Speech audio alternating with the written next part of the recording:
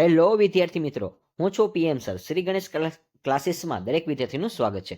વિદ્યાર્થી મિત્રો, દરેક લોકોનું એવું સપનું હોય છે કે હું ઇંગ્લિશ બોલી શકું, તો એના માટે આપણે જે શોર્ટ ઇંગ્લિશની સેન્ટેન્સ એક સિરીઝ બનાવેલી છે. તો વિદ્યાર્થી મિત્રો, આપણે આ જોઈએ કે કયા પ્રકારના સેન્ટેન્સ આવે છે. તે પહેલાં જો તમને ન ખબર હોય તો પહેલાં કહી દઉં છું કે આ ઇંગ્લિશ સેન્ટેન્સની જે પેટર્ન છે આ આપણો 11મો છે.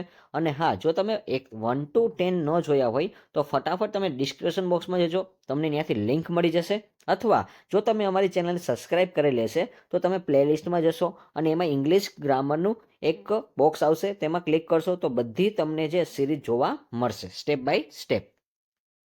તો વિદ્યાર્થી મિત્રો, હવે આપણે શરૂઆત કરી કે ઘણા બધાનું સપનું હોય છે કે ઇંગ્લિશ બોલવાનું, અને ખાસ કરીને ઘણા લોકો એવું હોય છે કે કઈ રીતે બોલવું, ક્યાંથી સ્ટાર્ટ કરવું. તો એના માટેના આપણે બેઝિક જે સેન્ટેન્સ છે એ આપણે જોઈશું.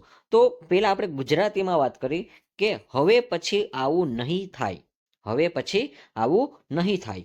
હવેથી એ મોડો નહીં આવે. હવેથી એ મોડો નહીં આવે. હવેથી એ આ રીતે વાત નહીં કરે. આજ પછી મને ફોન ના કરતો.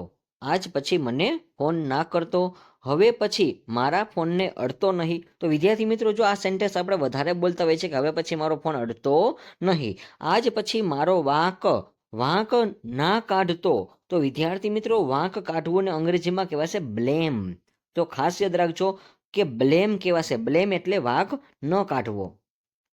પછી આજ પછી હું ધ્યાનથી ગાડી ચલાવીશ. તો વિદ્યાર્થી મિત્રો, આ જે સેન્ટેન્સ હું ગુજરાતીમાં બોલ્યો છું કે હવે પછી આવું થશે અથવા આવું થશે નહીં, આપણે બે રીતે કહી શકીએ. તો વિદ્યાર્થી મિત્રો, એના માટેનું જે સ્ટ્રક્ચર છે as of now result sentence. As of now result એટલે કે જે પરિણામ નથી થવાનું એના વિશે તમારે વાત કરવાની છે. તો પહેલું સેન્ટેન્સ, હવે પછી આવું નહીં થાય. As of now it will not happen. As of now it will not happen. હવે પછી આવું નહીં થાય. નેક્સ્ટ સેન્ટેન્સ વિદ્યાર્થી મિત્રો, હવે પછી એ મોડો નહીં આવે. હવે પછી એ મોડો નહીં આવે. તો as of now he will not come late. As of now he will not come late, કે હવે પછી એ મોડો નહીં આવે. નેક્સ્ટ, હવેથી એ આ રીતે વાત નહીં કરે. હવેથી એ આ રીતે વાત ન કરે. તો વિદ્યાર્થી મિત્રો, ઘણા લોકોને વાત કરવાની સ્ટાઇલ હોય છે એ થોડીક હેવી હોય છે, તો એ રીતે ઘણાને ન ગમે. તો એના માટે આપણે કહી શકીએ છીએ as of now he will not talk like this.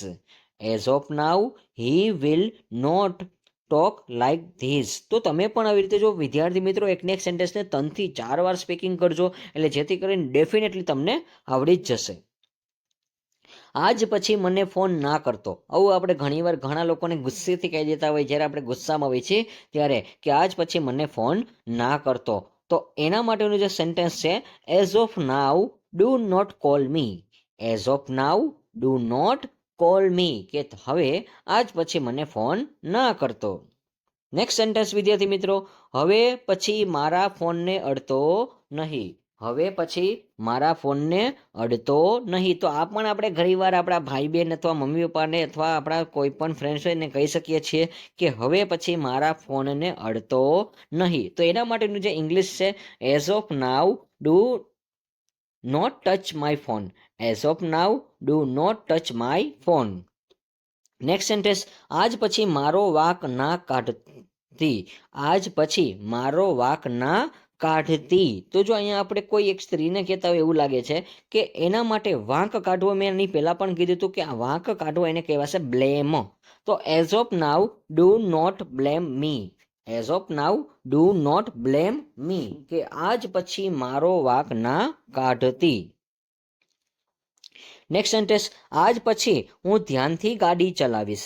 આજ પછી હું ધ્યાનથી ગાડી ચલાવીશ. તો આ માટેનું જે સેન્ટેન્સ છે વિદ્યાર્થી મિત્રો, તમે પણ બોલવાની પ્રેક્ટિસ કરજો, એટલે જેથી કરીને તમને પણ આવડી જશે કે as of now I will drive carefully. તો આ વાક્ય છે એ વિદ્યાર્થી મિત્રો નેગેટિવ નથી, કારણ કે હકાર વાક્ય છે એટલા માટે. જ્યારે નકાર વાક્ય હશે ત્યાં નોટ આવી જશે, તો એ તમે ખાસ ધ્યાનપૂર્વક યાદ રાખજો. પણ ગ્રામરની કોઈ જરૂર નથી વિદ્યાર્થી મિત્રો, બસ ખાલી સ્પીકિંગ કરો હું તમને જેમ કહું છું એ રીતે, એટલે ઓટોમેટિક તમારું ગ્રામર પણ ઇમ્પ્રૂવ થઈ જશે. તો આજ પછી હું ધ્યાનથી ગાડી ચલાવીશ. As of now I will drive carefully.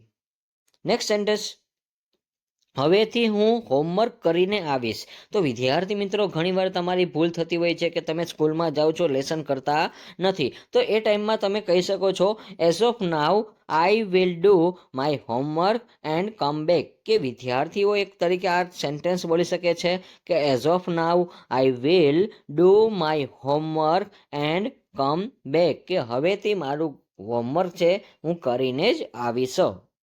Next sentence વિદ્યાર્થી મિત્રો, હવેથી કોમલ ઇન્સ્ટાગ્રામ યુઝ નહીં કરે. તો વિદ્યાર્થી મિત્રો જો એ નહીં કરે એવું કીધું છે, એટલે આ જે સેન્ટેન્સ છે એ નોટવાળું સેન્ટેન્સ છે, અને નહીં કરવાનું હોય ત્યારે નોટ લઈ લેવાનું છે. તો હવેથી કોમલ ઇન્સ્ટાગ્રામ યુઝ નહીં કરે, આવું સેન્ટેન્સ આપણે એને ઇંગ્લિશમાં બોલવાનું છે વિદ્યાર્થી મિત્રો. તો આનું તમે પણ ઇંગ્લિશ બોલી શકો છો, કારણ કે હવે તમને ખબર પડી ગઈ છે કે હવેથી એનું સ્ટ્રક્ચર શું છે, એઝ ઓફ નાવ. અહીંયા કર્તા તરીકે આપણે કોમલ લીધું છે, અને હા હવે નહીં કરે એટલા માટે ભવિષ્ય માટે કહેવાશે વિલ, પછી નોટ અને યુઝ કરવું એટલે વપરાશ કરવો અથવા ઉપયોગ કરવો એને કહેવાશે યુઝ, અને ઇન્સ્ટાગ્રામ. તો આ રીતે તમે વાક્યને ગોઠવી શકો છો કે as of now Komal will not use Instagram.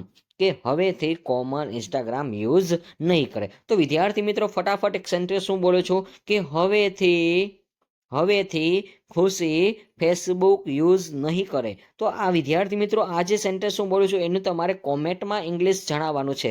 જો બધા લોકોને આવડી જશે, કારણ કે હવેથી ખુશી ફેસબુક યુઝ નહીં કરે, તો બધા લોકોને આ ઇંગ્લિશનું સ્ટ્રક્ચર તમને આવડવું જોઈએ. કોમલ ઉપરથી તમે બનાવી શકો છો.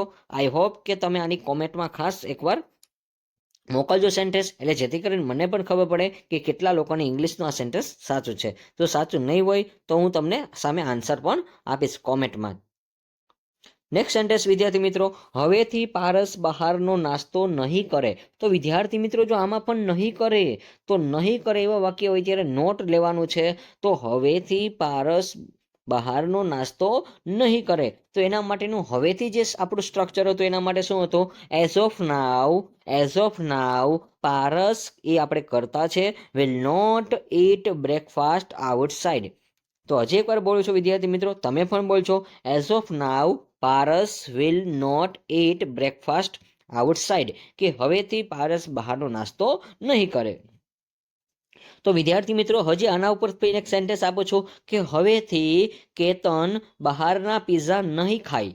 ખાસ વિદ્યાર્થી મિત્રો વાક્યને સમજો, હવેથી કેતન બહારના પિઝા નહીં ખાય. તો આ સેન્ટેન્સ તમારે ખાસ કોમેન્ટમાં જણાવવાનું છે વિદ્યાર્થી મિત્રો, અને આઈ હોપ કે મને આશા છે કે તમે કોમેન્ટમાં જરૂરથી આ વાક્યનું ઇંગ્લિશ કરશો.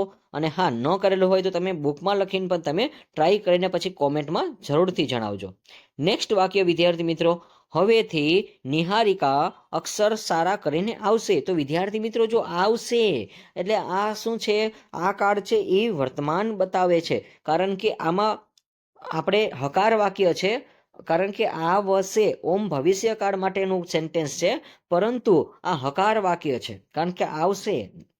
તો as of now Niharika will come with good letters.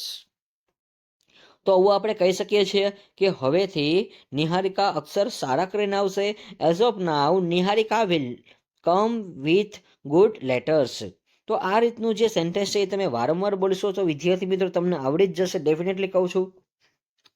અને હા વિદ્યાર્થી મિત્રો હજી એકવાર તમને કહું છું કે જો તમે અમારી ચેનલ સબસ્ક્રાઇબ ન કરી તો સાથે સાથે તમે સબસ્ક્રાઇબ કરી દેજો, અને આવા અવનવો વિડીયો તમારે જોવા હોય તો તમને અમારી યુટ્યુબ ચેનલમાં જોવા મળશે.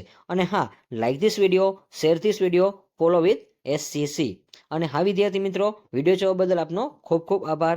Thank you for watching this video.